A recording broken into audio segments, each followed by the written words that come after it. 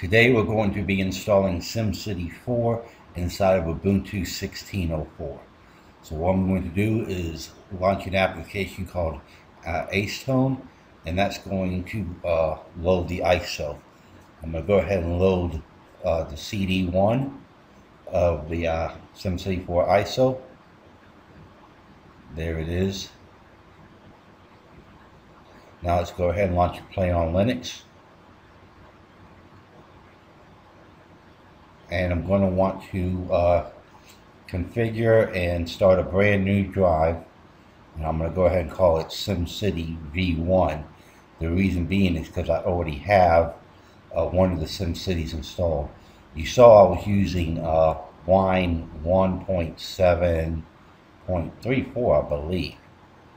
So what we're going to do here is we're going to go in to the virtual drive, and we're going to copy the executable from the ISO, the auto run. We're going to copy that into that temporary file and give it executable permissions, the auto run. See how I'm doing that?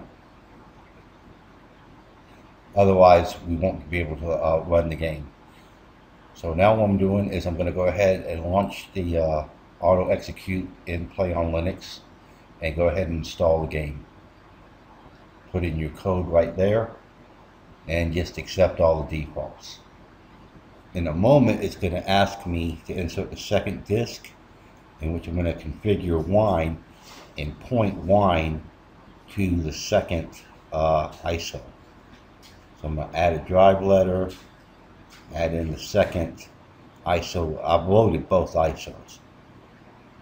So there's the second one right there. And say OK, and then OK, and it'll load the second disk. Make sure that you have it set to CD-ROM. Alright, so the second disk is loading up.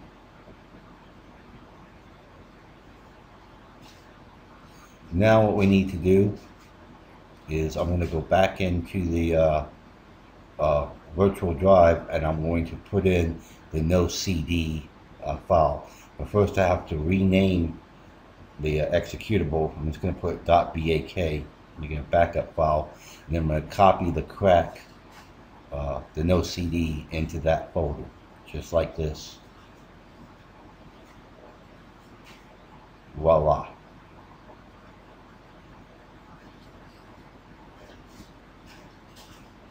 Okay, let's go ahead and make a shortcut.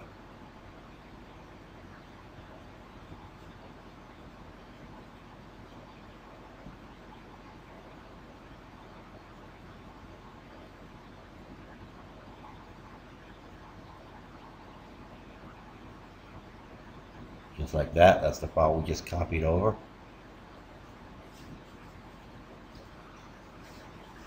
I have to name it something different because I have SimCity installed more than one time, and you can do that. It's really cool.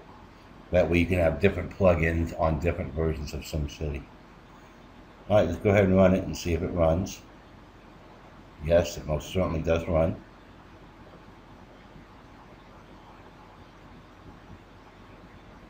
Now, there's ways to speed up SimCity, and I'll show you that later. The video might be lagging a little bit.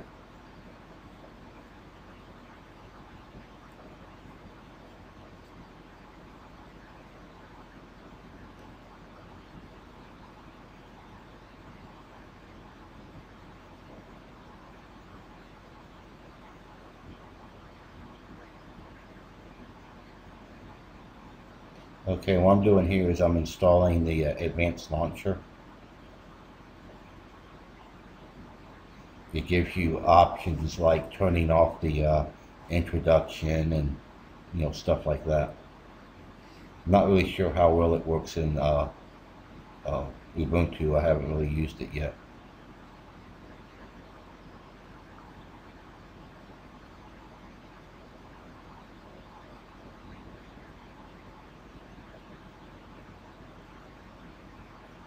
And I'm making a shortcut for the advanced launcher.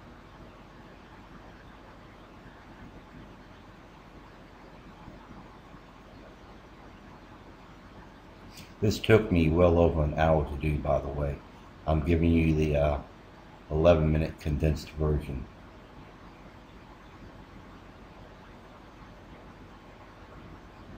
Okay, so now we're going to put in the resolution. I'm going to change it to my screen size, which is 1366 by 768. This is the only way I know to change it.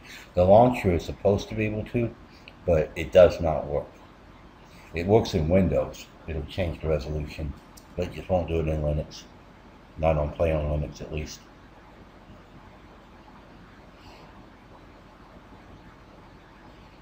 And what we're going to be doing here is I'm launching the BCS tool, and that's what Cleanitol is what it's called, and that tells me if I'm missing any dependencies, duplicate files, anything like that. When you install your mods, you'll know what I'm talking about. And let's make a shortcut for that.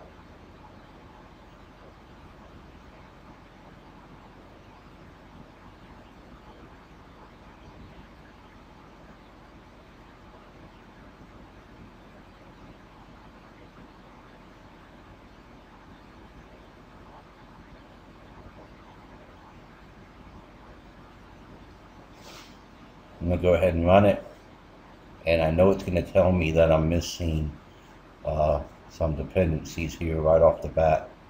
It does that in Windows too. It's going to say I'm missing two DAT files, like building.dat.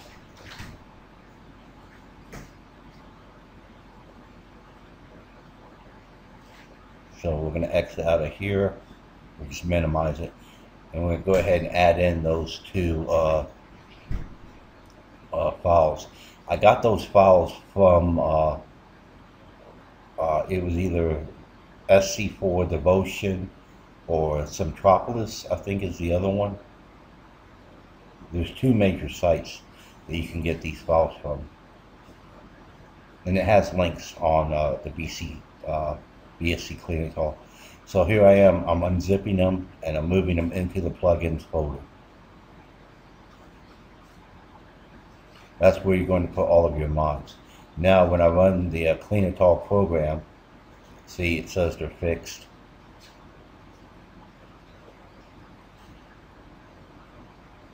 So the next thing we're probably going to do here, I think I'm going to patch the system.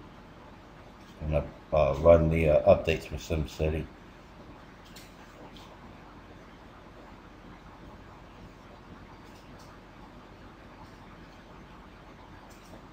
I can find which one it is. That's it right there.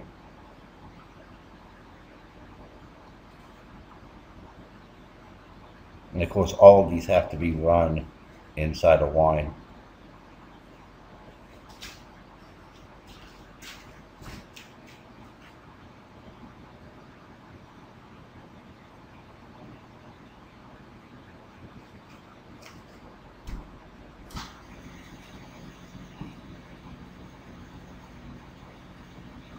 Okay, this is the first update, or the first patch I should say. There's two patches.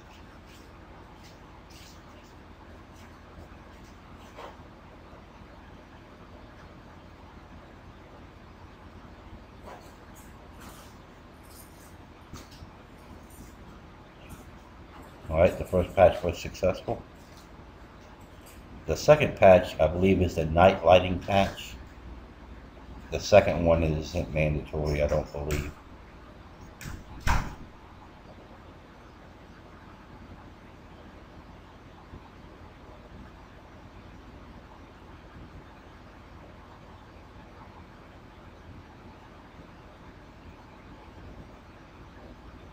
And this is the same